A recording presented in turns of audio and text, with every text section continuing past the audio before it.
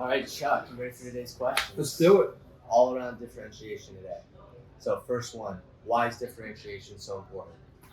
Differentiation is vital to any sales organization or sales professional.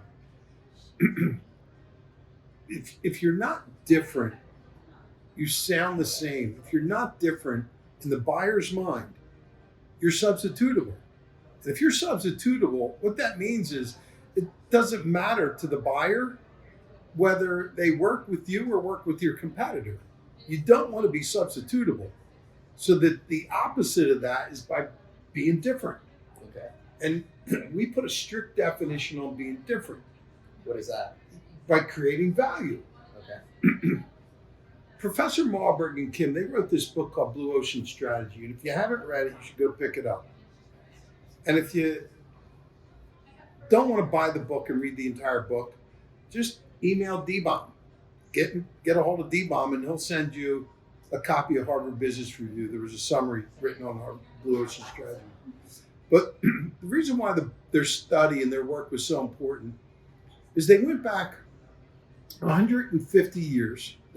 They studied 30 different industries. They looked across 30 different industries, and they studied 100 different strategic moves. Oh, wow. And they recognized that you were either a red ocean company or a blue ocean.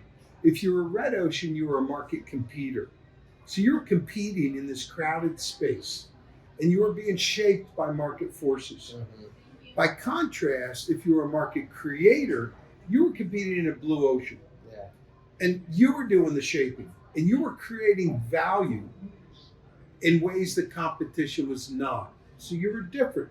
You were different by bringing uncommon value to your clients. Does that make sense? Yeah. And one of the differences, how they got caught in the trap of the red ocean, is that these companies had their lens and their entire focus on the competition.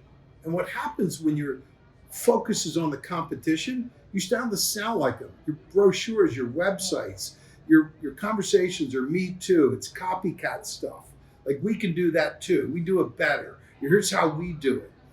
That doesn't help you differentiate. It makes you sound like the same, and that means that in their buyer's mind, you're substitutable. Remember, it's very difficult for consumers to tell the difference between you and somebody else. So what are you looking for when you're trying to create value? When you're looking to create value, it's a great question.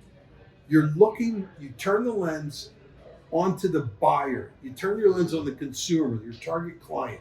And you ask this one fundamental question. What are the challenges that they're having? What are the pain points? What are the roadblocks that are getting in the way of what they want that the marketplace is either overlooking or under delivering? Okay, that makes sense. Follow me? Yeah. They're over delivering, or they're overlooking or under delivering. Gotcha. And that is your source of value. It's easy to be different. What's not easy is being different by being valuable. So this whole conversation around differentiation is not about being different. It's about being different by being valuable. That makes sense. Okay. Second question from the group. What are some of the most common mistakes that sales organizations make while trying to differentiate? I think we touched on that. The most common mistake is this trap of sounding like everybody else. Your websites, your corporate brochures, your sales and marketing conversations, you sound like everybody else. And how you get caught in that trap is you're focused again on the competition. Yep. And you start to sound like them. You mimic them. It's like, we do that too. It's copycat stuff. Red ocean. Red ocean. Gotcha. And so to avoid that, the steps that you take to becoming valuable is turning not the lens on the competition, Yes. but on the buyer group itself. Yeah. And you ask that one fundamental question. What are the challenges that they're experiencing, that the marketplace is overlooking or under delivering? Okay. They're overlooking means it's not even being addressed. Mm-hmm. So it's a prime place to create value. Where they're under delivering, your competition is talking about it, but they're doing a really shitty job delivering to it. It's a lot of market, it's like vaporware. They're not even delivering on it. Yeah. It must take just a lot of work to figure out what the entire marketplace is overlooking or under delivering, right? It's not something that you can just find immediately.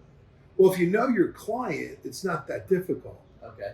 So you're again, what are the challenges that they have that your competition's not addressing? Mhm. So at some point, you do look at your competition to almost figure that out, right? Well, you look at the competition to find out what their messages sound like. That makes sense. And in the book, Blue Ocean Strategy, they call that, there's an exercise. It's called the as is canvas. So you plot the 10 factors, the 10 things that companies are using to differentiate themselves. And those are the things you stay away from.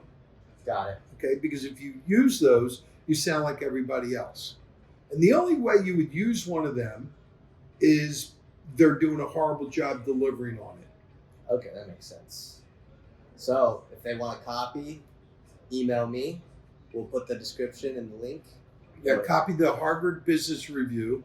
There's a great article on it. The work is still relevant. The book's probably 15 years old. It's still being taught in some of the top business schools throughout America.